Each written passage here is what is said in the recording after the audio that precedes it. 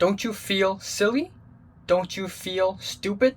What's up? It's the Culture Detective here investigating your favorite films, and today I'm going to do a film review, a movie review of a very old Hong Kong movie, and that is Mambo女郎, or in English, Mambo Girl, and it is written and directed by Yik.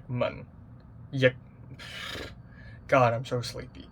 Yikman, or Yi Wen, or Wen Yi, and it stars Grace Chang or Gok Lan or Ko Lan, and yeah. So I can't really call myself a Hong Konger cinephile if I haven't watched a Hong Kong film from the 1950s or 40s or hell, even 30s. And yesterday I finally watched a Hong Kong movie from the late 1950s, a black and white film.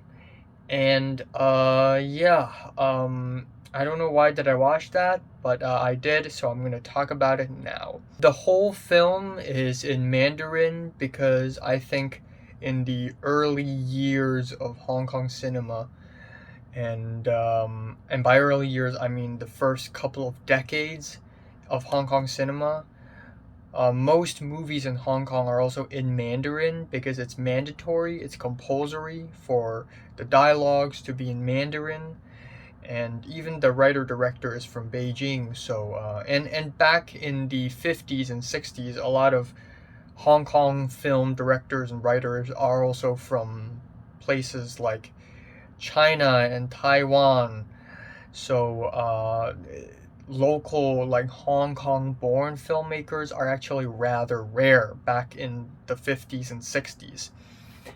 But anyways, Mambo Lui Long, or Mambo Girl, is a 1.5 hour long black and white musical drama about a girl whose name is Lei Hoiling, or Li Kai Ling, and she's really good at singing and dancing. She's basically the queen of the school. Everybody loves her. One day she finds out that she's adopted, and she gets sad, and that's pretty much just it. Yeah, wow. I've never seen a student from a school who's so popular that her birthday is celebrated even harder than other days. Like damn. Like, this is popularity of the utmost degree.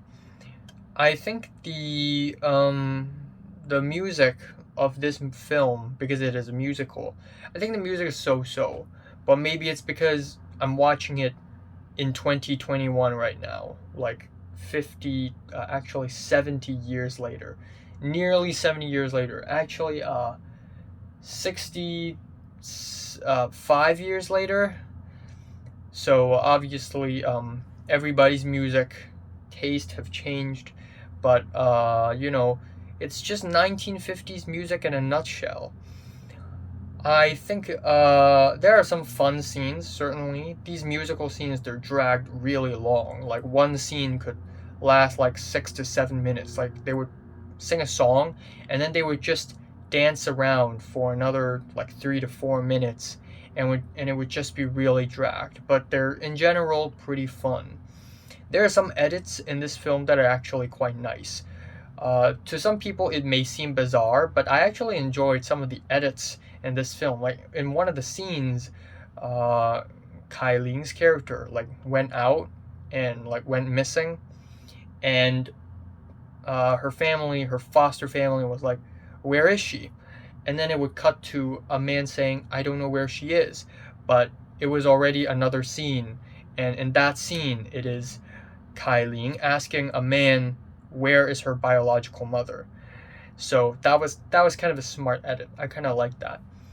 But otherwise, this film was actually kind of underwhelming still. I mean, again, it is a film from the 1950s. I'm not holding any high expectations or anything. And it's not like I haven't seen a lot of films from the 1950s, but from what I've seen, Orson Welles' Touch of Evil, Kurosawa films. Like, I have high expectations still. I don't think films from 60 years ago, 70 years ago, are any less capable of being great artistically than films released now. That would be biased. But truly, this film feels old. Like, it does feel like a really old film. A lot of the characters act really cartoony and nice and wholesome in a very cartoony way. It just feels old.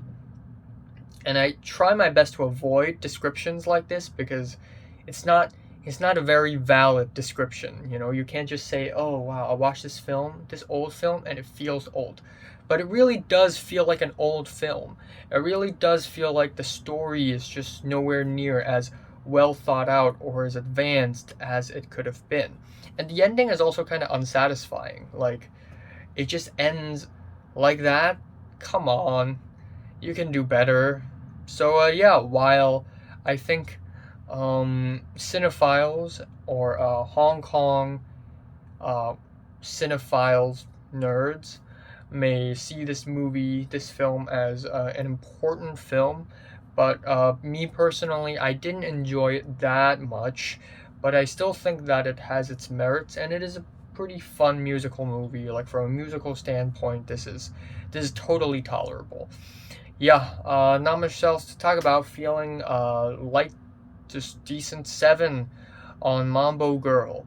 So, have you watched any Hong Kong films from the 1930s, 40s, or 50s, or 60s? From 1 to 10, how much did you rate them? Like if you like them, hate if you hate them, and subscribe if you want more. And thanks for watching.